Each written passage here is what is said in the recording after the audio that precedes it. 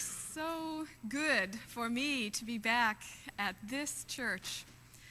I can't tell you how many times I've already had to fight back my tears just to be here and have the memories start flooding through me.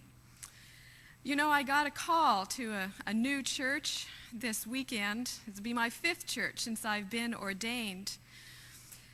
I've served churches in Phoenix and Huntington Beach and Pomona and now in Torrance.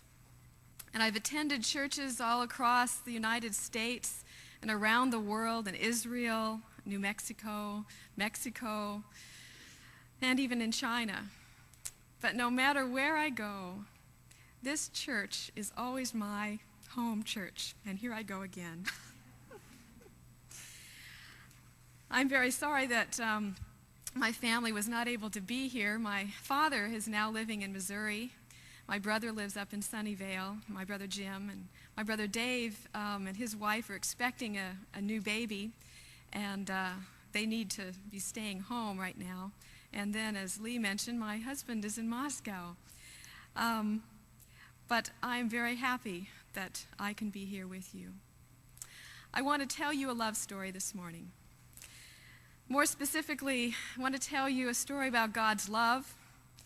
More particularly, I want to tell you a story of how this church, my church, used God's love to patiently and persistently nurture a painfully shy and somewhat homely little girl into the community of faith.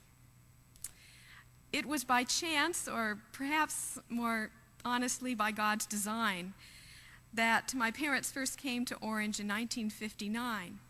Strictly speaking, this church was not even there. My parents had purchased land in Villa Park, and my father came down to scout out the local Methodist Church. And the following Sunday, he brought the rest of the family down to see the church.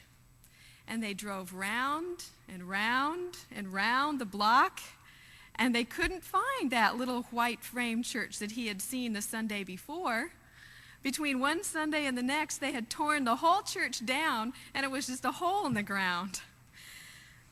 But my family still joined this church that had a hole in the ground for a sanctuary, and they joined the building committee almost in the same breath.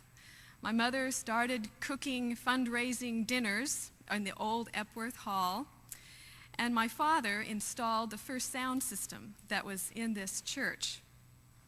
Together, they burned the mortgage as lay leaders of this church when it was built. For me, the sanctuary still smells like God is present here. It's redolent of God's mystery. And this beautiful roof, reminding us of the hull of a ship, has steered me safely through the most significant 9 years of my growth in the Christian faith, from 1st grade through 9th grade.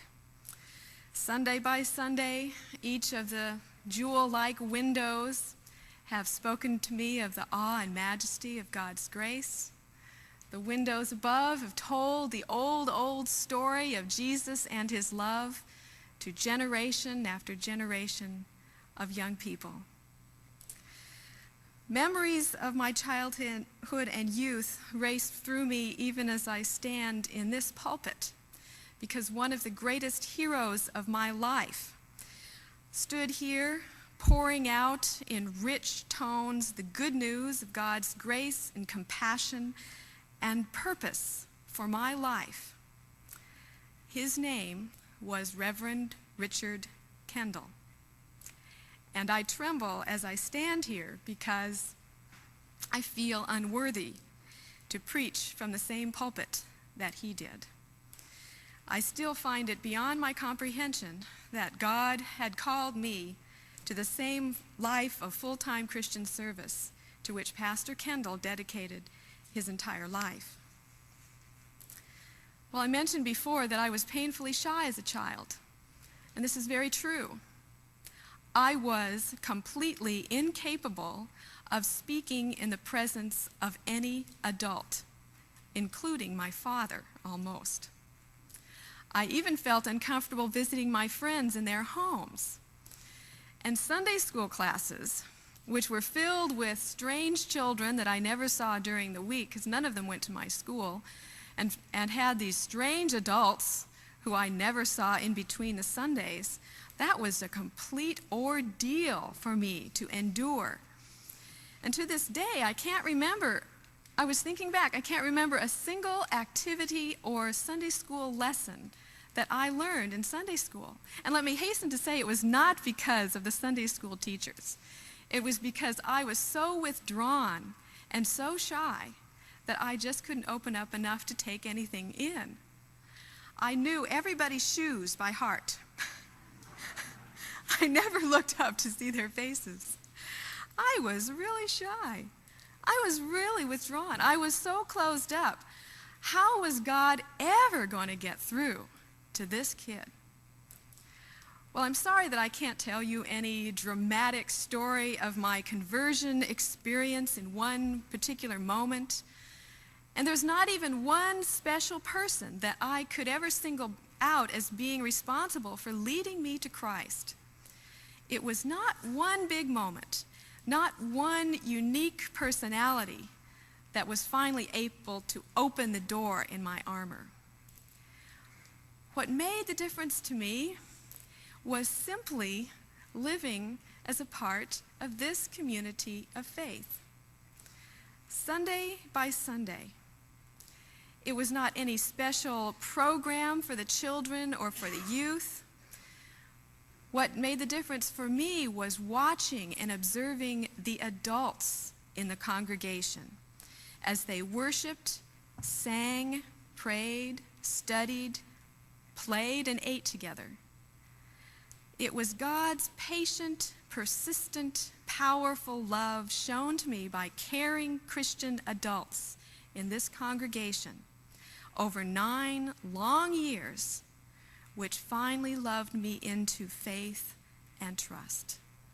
Not only faith and trust in God, but also faith and trust in myself.